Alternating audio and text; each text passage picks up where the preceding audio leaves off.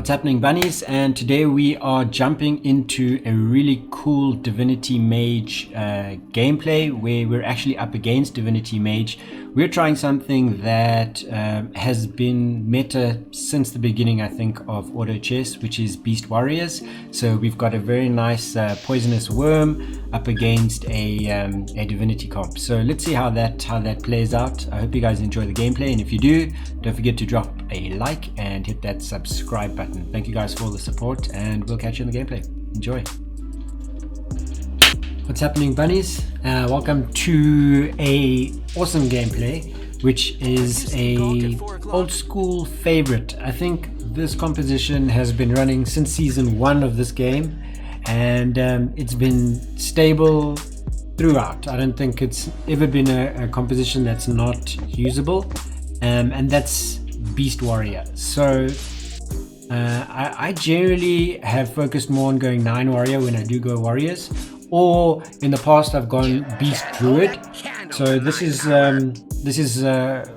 not that common for me to use, actually, funnily enough. I know a lot of guys are constantly going Beast or Beast Warrior, and so this is a different gameplay for me, but I really enjoyed it, and I hope you guys do too. So let's climb into the game and see what happens. So we start, as always, with something generic to roll into, and that's our Goblin Mechs. We've got a Heaven Bomber and a Soulbreaker on the board. Having a look at the other teams, you can see there's an Egasus Ranger there, which means some people are definitely looking to go into a Hunter setup, and I saw other warriors there as well, and obviously some other Goblin mechs as well. We do pick up our level 2, our 2-star Taboo Witcher, which is always helpful if we're going into a feathered composition. I think we know we're going into Beast Warrior, but early game this is definitely a nice piece to have, even if you're not going into a feathered synergy. I think at this stage, because we don't really know what direction we're going to be moving into, feathered at this stage of the meta has so many different options of compositions that you can run, so it's a really useful synergy to run is feathered. So with Taboo Witcher especially, you could even look at running demons, because you can do the Fallen Witcher Taboo Witcher combination and run multiple demons, or you can run any of the feathered classes. So for me, I think that Taboo Witcher is such a useful piece to have early game, and I would have to say that from the warrior perspective, if you don't get an early werewolf, Swordman is definitely the one to use. He's super powered, and if you can get him to level 2 early, he's going to run you through the early game and carry you all the way to mid game. So he's a great unit.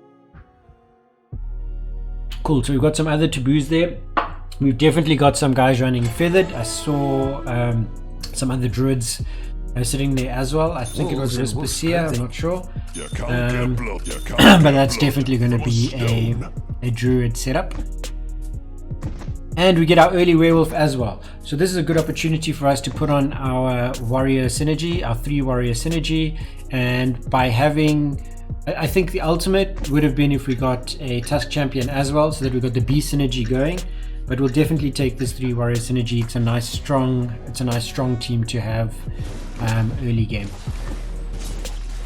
Okay, as we say that, we hit this really strong comp with a 2-star God of War that's going to distract all of our units, whilst the Soulbreaker comes in and deals the damage from the back. So it's a bit worrying. I think we could lose this unless our ultimate goes off now. We might be a bit lucky and take this one, but I don't think so, and we lose it. Okay, so that's a little bit expected, even though our comp is reasonable, but that's okay. Let's see what else we're running there. I saw also a Shining Dragon, which means we're definitely looking at some sort of either a dragon comp or a mage comp.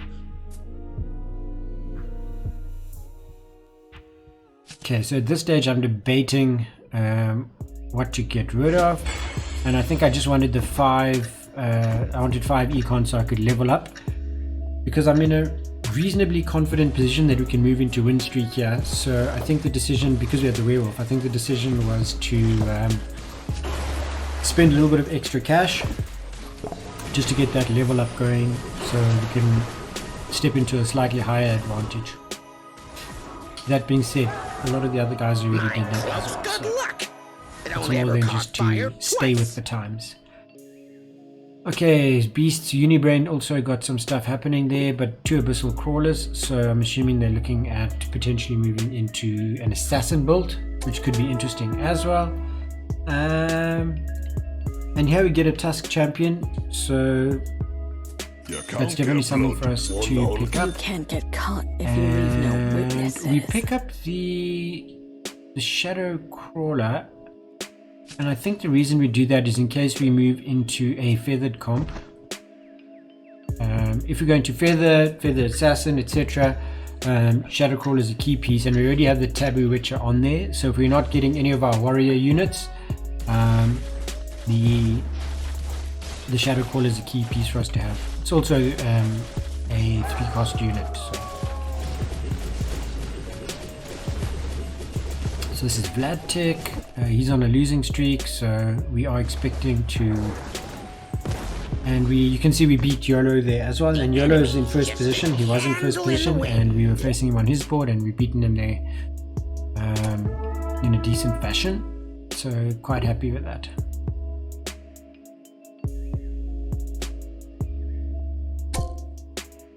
The Red Axe Chief might be something to look at if we're going to run warriors. I might be red, but I nothing ain't else shy. there sort of in our strategy, so I'm pretty comfortable that we didn't pick up anything else there. Considering we don't have a definitive strat at this point, you know, I don't think we've 100% decided this is the road we're going down. So it might have been useful to get a few other pieces into the bench, just so that we have branches within which we can, you know, move around dynamically. But that being said, we also want to build up a bit of econ. You can see we're top 2, and both of us are trying to run some sort of econ. The mid-range of the leaderboard is low on econ at this point. It is still early days, but we're getting some nice pieces from a warrior perspective. So I mean, we could probably pick up both of the 2 warriors there, which we do.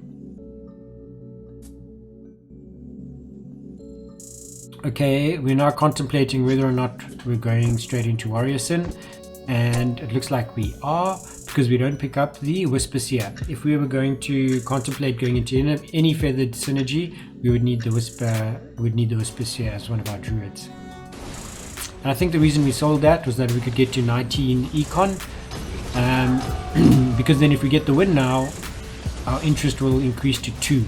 So we have been winning quite nicely, so we expect to win this match, and we do. So that's why we made that move. You'll see now our economy jumps, and this is the other person that we're facing, Carper, and very close match, and I think the stun has just not done enough. So we lose on that board, but that's okay. Okay, Poisonous Worm, that's definitely something that we need to pick up. I'm an Easter egg. You found because me. we've already got the 2 beasts on the board, and we haven't started moving to 7 or 8 warrior units, so it's not too late to look at a beast warrior comp. And the Poisonous Worm is 100% vital for a beast composition, because of the summons. I mean, those wards are just amazing. So it's rock golems now. We tried to split them up a bit. We don't get it right, and that's okay. Werewolf gets his ultimate off. Taboo Witch is doing damage on her own, so we're happy with that. And there is a very strong possibility that we could actually lose this match. I think we won that, but I think it's just because Stonespirit got his ultimate off and knocked one of the rock golems to the corner, so that really helped us. Assassin, Feather Druid, Glacier Knight. There's a Beast Warlock at the bottom as well. So that's probably a beast warrior synergy coming, or beast druid synergy coming. But as you can see, it looks like, aside from Unibrain at the bottom, we're pretty much the only beast druid, beast warrior comp. And I think that the turning point to decide whether we're going 6 warrior or okay, we just make it. The turning point was when we got those 2 poison worms, because the minute you've got a level 2 poison worm, it provides value. I think at level 1 it's not that useful. At level 2 or 2 star, especially if you've got mana on the piece, it starts producing those wards at a nice substantial rate. I think if you can get a wooden club on there as well, just to increase the speed, the attack speed, it means that it can produce wards really quickly. And I think if you're managing, if I remember correctly, Chaos Scroll said if you get a 150 mana regen, it means that I think it takes 2 attacks or 2 hits before you spawn another ward. So that makes that piece extremely useful. And that's the turning point. So from there we decide, cool, we're going to go into a beast warrior synergy. And we're on a 5 win streak at the moment as well, so we want to keep that going. And having the poisonous worm on the bench, or on the board, is going to definitely help us with that, especially at a level 2. And hopefully we manage to maintain this streak. I think we'll see shortly, because this team is quite strong. The other thing you'll notice is these worms come in clutch so often. I think we're going to lose this one, and we do. And that's against YOLO, so that's a bit unfortunate. He's running in 4th at the moment. But also, we're 1 round away from getting to level 6. And then we'll be able to put another piece on the board. So it's not too serious.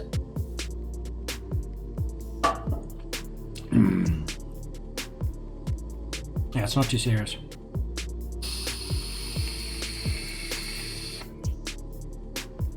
We're still at 90 HP, so we're actually in a good position.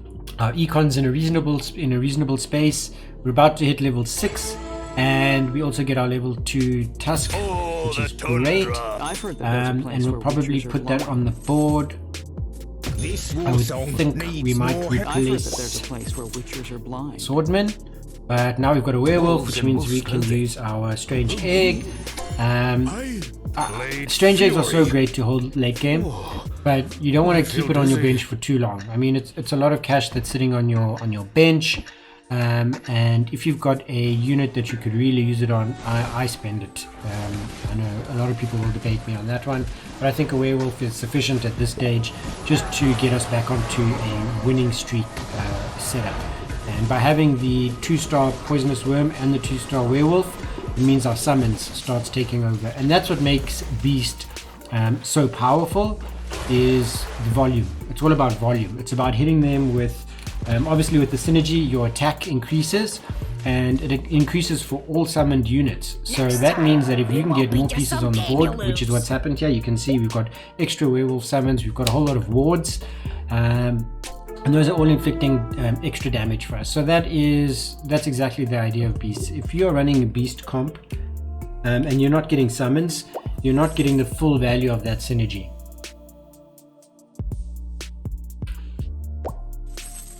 So we skip over another poisonous worm there, and I think the reason is we're not looking to get it to 3-star at this stage.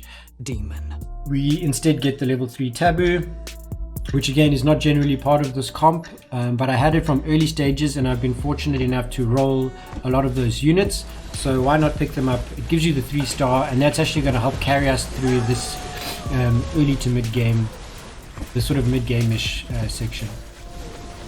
And you can see it does a great job, especially against units that require mana. It's quite powerful, and you can see now we are really eating through some of these teams. So we're definitely at a place that we want to be, and we are the only. Oh no, we've got another Beast Warrior. So YOLO is also running Beast Warrior, but I have a feeling he's running more of a warrior squad than a beast warrior squad, whereas our focus will be more on beasts than on the warrior component. Yeah, in fact, you can see that this guy's probably, this is Unibrain, okay.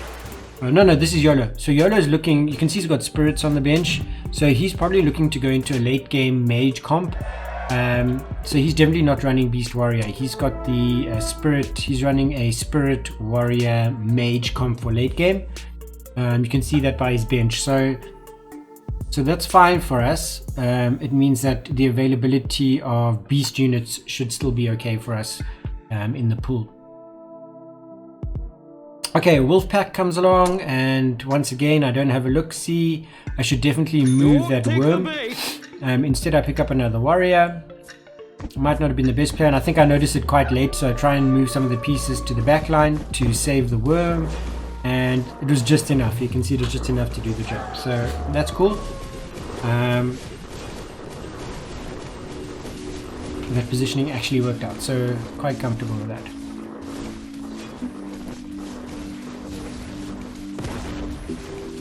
So you can see at the moment it's taking around four hits. I think the worm is hitting 4 times before it's spawning a ward, and that's quite slow for us. So we definitely want to get some sort of a mana item to throw onto him, so that he can produce more wards against. This is a volume game, so it's really about getting those volumes out as quickly as you can. Okay, so Taboo does well with the Frantic Mask, but the stick is the important one. So as long as we get that club onto poisonous worms, it means that the attack speed is going to be faster, and that allows us to spawn wards more quickly. So you'll notice the difference immediately. Have a look at how quickly the wards are spawning. Got to get hits though. Got to get hits. Okay, obviously when you're under attack, you're going to be spawning even quicker. But at this stage, I think we still need a mana crystal on that worm to make him properly effective. Okay, so this is YOLO, and it's quite interesting because... Was that YOLO? Yeah, it was YOLO. Because he's already started transitioning into his mage comp. You can see he had he had the Thunder Spirit on the board, as well as his 2-star Water Spirit. So he's definitely starting that transition now. But we're climbing through him still quite comfortably.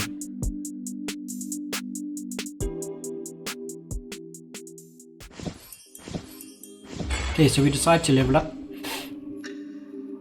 It's round 17, so it's actually quite late, I think, for me to move into level 7.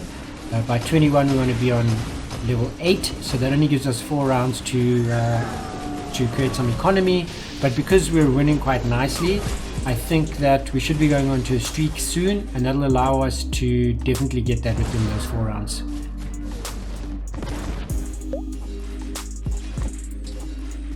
Yeah, so we've now got a Div Mage, we've got a Spirit Beast Warrior, and that's YOLO with who will have the mages in there.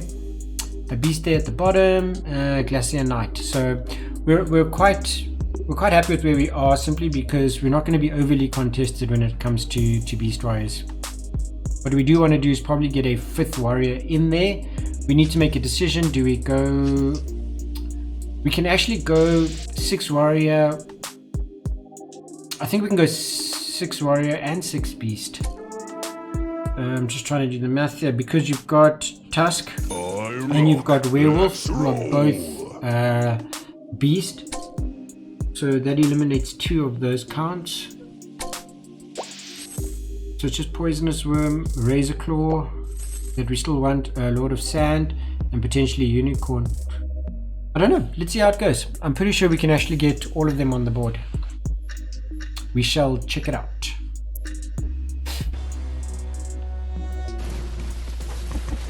Yeah, you can. If you run 10 units, you can get 6 warriors and 6 beasts on the board, because the overlap is 2. So you'd have 12 units, but 2 of them are overlapped. So you can definitely run, if you run 10 players, you can have 6 beasts and 6 warrior. I don't think we'll do that this match, simply because we've already got the 3-star Taboo, which is taking up one of those spots.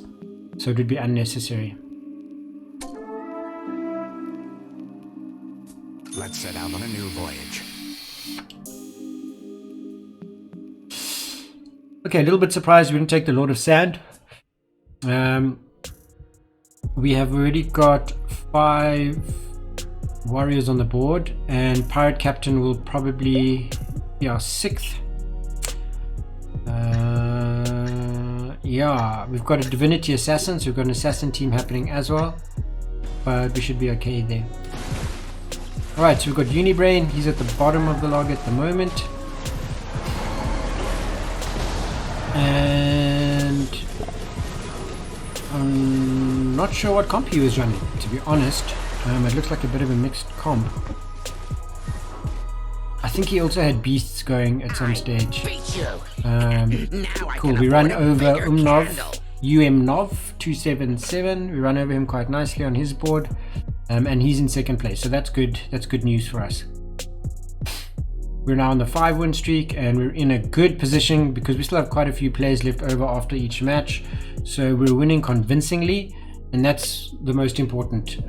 You'll immediately notice when your win streak's about to move into when there's a potential loss coming, You can't get blood when from a the closeness of each match increases. So if you've only got 1 piece left over, you know it's quite a close match, and potentially you need to start building extra strength, or either in terms of volume or quality of the pieces, or synergy. Okay, so we're on the verge of completing either beast or warrior, so moving to the next level, 4/4 beast or 6/6 warrior. So that'll be our next move in terms of leveling up.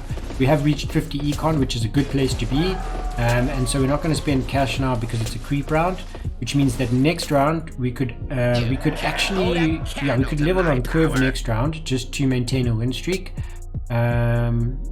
which will cost us, well, there's 20 left, which is 25. It's going to cost us 25 econ to level up, and I think we're making a decision there around Lord of Sand. So we do level up on curve, and I'm assuming, yeah, we'll put the Pirate Captain on, which means we get 6 warriors. So now all we need is 1 more beast, and then we've got a 6 warrior 4 beast comp, and that's a strong position to be in. So quite happy with that. We can then start focusing on quality. So once you've got that and you're doing well, you can focus on economy and start leveling up. Not leveling up in terms of levels, sorry, changing the quality of your players by finding the rest of those pieces and getting them to 3-star. Pirate Captain coming in with the ultimate, but it's not hitting anyone. But it's okay, we're quite strong at the moment. So you can see we're winning convincingly still on most of the other boards. That was Unibrain, who's now struggling with 7 HP at the bottom of the log.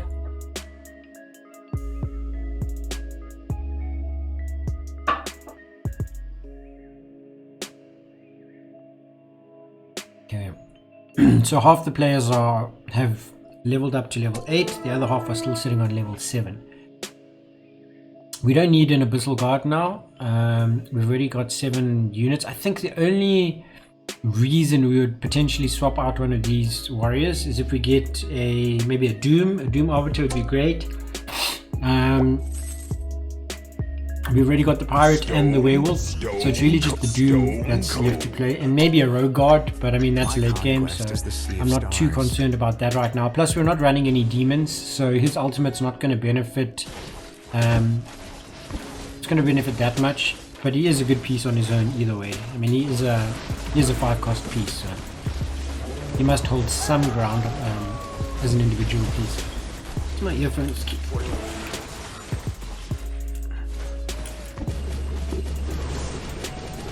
That's better.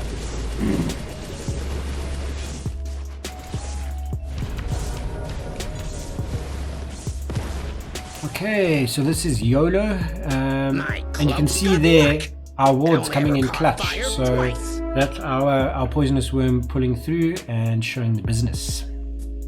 Pick up both of those warriors as we progress towards level 3 or 3-star on each of them. We've hit our 8 or 10 win streak now. I think it was an 8 win streak. And you can see in terms of econ, quite a lot of the players are struggling. At least half the lobby is struggling with econ at this stage. Either that or they've just high rolled or low rolled down to get the pieces they want.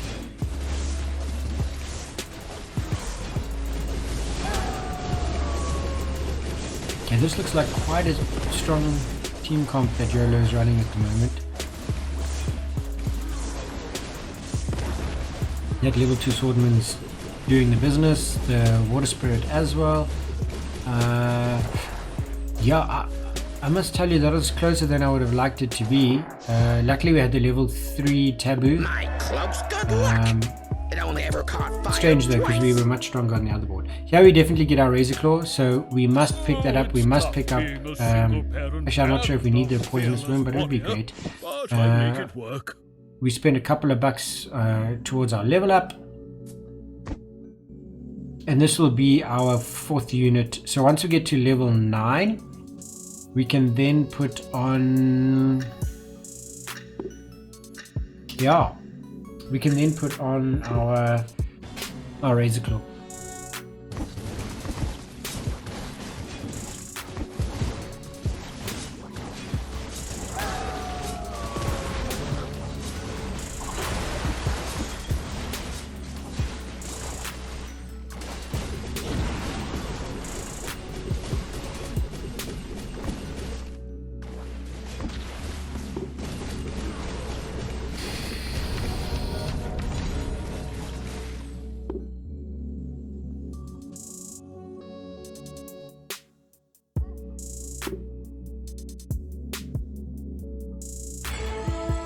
Getting a little bit closer.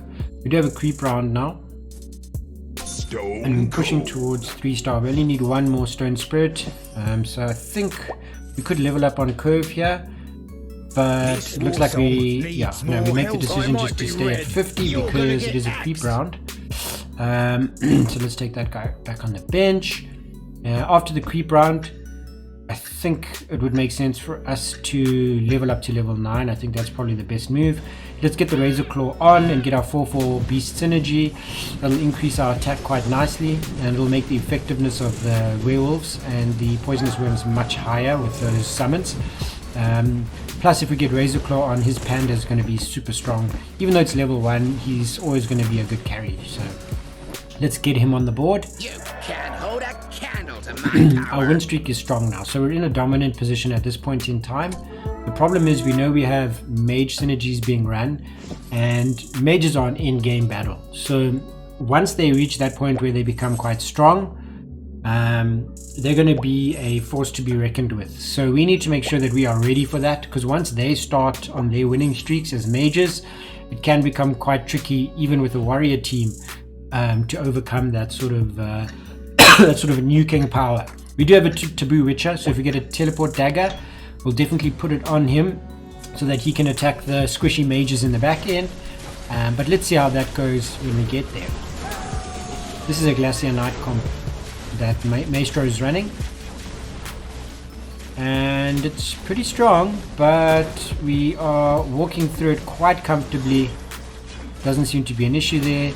And this is Carper, who I think is a Russian friend, and he beats us. He does have a level 2 dragon though, and a 2-star dragon is no fun. So that's something we'll need to be thinking about. So now we know we're not invincible, and we need to make sure that we actually start playing carefully here. We do level up to level 9, and I would be surprised, which now I am, that we didn't take the unicorn. We also didn't take the Lord of Sand, which is unfortunate. I think if we go to level 10, but we'd have to get rid of Taboo, because we could actually have gone 6 warrior, 6 beast, but the Taboo witch is in our way there. So, and it's level 3, so I don't think we're going to get rid of that. So we'll probably go 4 beast, 6. So this will be 4 beast, 6 warrior. This will be our final comp. Unless we make subtle changes, maybe change one of the warriors for a different run. You could potentially change like a red axe maybe for a doom, something like that. But I think as it stands right now, this is pretty close to our final composition. Our econ's still at a good place though, so we're winning, and we're winning on the other boards as well. So good place to be. You can see people are struggling in terms of HP as well, so it's reaching that end game. If people haven't made their moves, in terms of their final compositions for mages, then it might be too late for them. So let's see how it goes. We get our second level 2 swordman and another red axe. So we're moving towards a 3-star red axe and a 3-star stone spirit, and we're still looking for the second razor claw. If for no other reason, we should definitely get the unicorn just to get the 2-star razor claw easier for the druid synergy.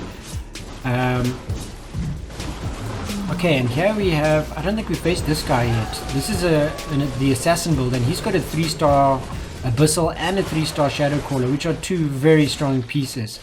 And I actually think he kills us. Okay, so Umnov knocks us off our streak, and it's actually concerning because he's in second place, so his HP is still reasonable, and Carper also beats us quite strongly with his dragon. So definitely a little bit more concern now. We must pick up that swordman, and now it gets tricky because we need to start making decisions on which ones we keep and which we don't keep. Okay, we get our pirate captain, so that's going to help. It gives us a little bit of bench space, and now we're just rolling. And we are really fortunate there. So we've now managed to create the bench space we need, get our level 3 swordman on, and we're 1 away from both a 3-star stone spirit and a 3-star red axe chief. And there we hit our 3-star stone spirit for next round. So that's exciting. And this is important because we really need to build our team up. We know we're losing against 2 of the other teams that are left. And that's half of the remaining teams. So there are only 4 other teams, and 2 of them are beating us definitively. So that's a problem. We beat YOLO though. Those upgrades were too much for him to handle, and he's now out. So there's 2 left, Umnov and Invalid. We know Umnov was beating us, so that's definitely something to be concerned about. There we pick up our level 3 red axe, and our team should be quite strong. We've got 3 of our warriors at a 3-star level. We got our pirate captain to 2-star. The only thing we don't have is our razor claw, and now we get the Heaven's Gift. And as you guys know, Heaven's Gift at this stage before the update, I know they are nerfing it now in the update coming, but at this stage Heaven's Gift is super strong, and we've got it in a great position there. It's affecting most of our units, and that's going to help us in this late game. My cloak's good luck. It only ever caught fire twice. After the battle. Okay, so there we get our second razor claw, and this is what I was talking about earlier. If we had another druid on the bench, this would immediately be a level 2. So I think for the sake of economy, we decide not to roll down and find another druid or potentially a 3rd razor claw. But but that's the one piece we need to get to level 2 just to solidify our power in this match. Okay, so this is the mage team, and you can see they've got a whole lot of level 3 sitting there. There's druids in there, and he's got the level 3 razor claw, so that's probably where half of our razor claws are gone to. And you can see how strong he is now. My word. Okay, he has absolutely annihilated us there, which is really unfortunate. We haven't played him in a while, that's why that's invalid. And I think he would have been very difficult to beat. Umnov does beat him though. So that's fortunate for us. It means that potentially if we survive that long, he'll face Umnov again and he might lose to him, in which case it's just the 2 of us left over. So here's our unicorn. We must pick that up. And we don't spot it. So that is an absolute misplay there. We did not spot the unicorn, which would have given us our 2-star razor claw. That is such a silly move. We were blinded by the dark spirit. Okay, so apologies for that. Let's see how we do against Umnov and the assassins. Can't believe we missed that unicorn. That is a little bit shocking. Okay, I think we might actually...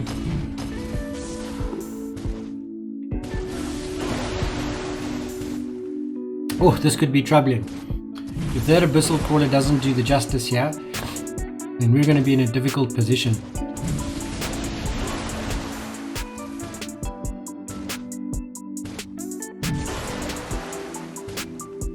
because we lost quite heavily to to Invalid.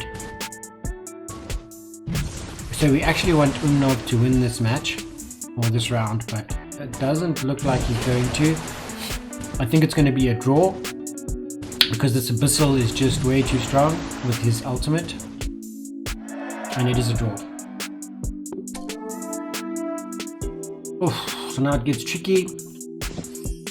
Okay, we make a big call, and that's to reach level 10. So we're leveling up to level 10. We yeah, we put on the Dark Spirit, and that gives us Warlock synergy, and we may as well roll down the rest of the way. There's our Unicorn again. Fire in the hole! And we don't pick it up, we pick up a Devastator. That is an absolute tragic misplay. I can't believe that we didn't notice that.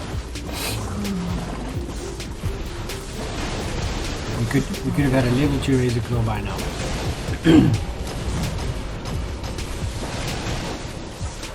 Yeah, because we are being thrashed here. You can't handle us pandas. Okay, but we're fortunate because Umnov gets defeated by probably us. And now it's us against Invalid.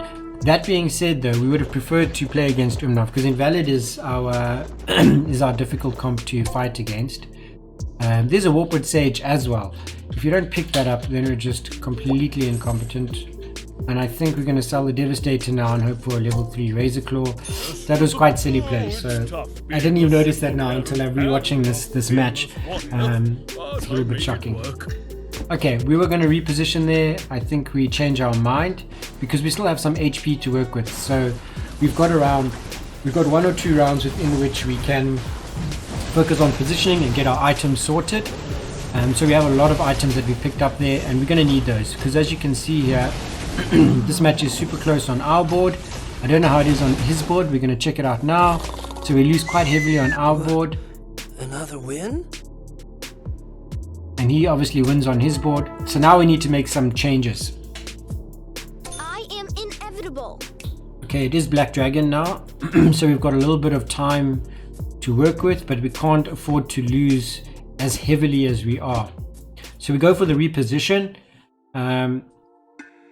Let's just get through Black Dragon and then we can figure out exactly what the logic is here.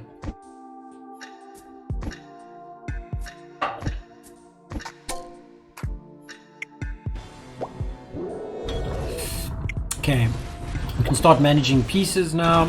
There's a nice shield that comes with that. Heaven's Gift. Beautiful item to have, so we definitely put that on. Let's get some armor for the Swordman. That's very useful. There's nothing for Frantic. Oh, we could use Frantic Mask on the Taboo. And I think the winner here would be to put that Teleport Dagger onto the Taboo. If we put that onto the Taboo, it means that we could actually clutch this game from the jaws of defeat because we were this close to losing this. And I'm hoping that Taboo Witcher, if he jumps to the back line, will help us get into a good position. Where's Taboo? Okay, so Taboo jumps towards the back, and the Heaven's Gift is helping us as well. So you can see Heaven's Gift is really clutching for us, and this might actually really help us get closer. Oh, we could actually... Are we gonna... This is... Yeah, there it is. Okay, yeah, we take it. So... Teleport Dagger on Taboo Witcher, absolute clutcher. Heaven's Gift, absolute clutcher. Those are definitely the two things that changed that game for us. We didn't change much except for get the level 2 Razor Claw on and put those items on the Taboo Witcher. And we were losing dramatically. So we went from substantial loss to phenomenal victory. And that's all thanks to those items. So I really hope you guys enjoyed that. I thoroughly enjoyed that. It was a nice Rook 7 gameplay. If you guys did enjoy it, drop a like, drop a subscribe, and thank you again for all the support. We will catch you in the next video. Until then, enjoy.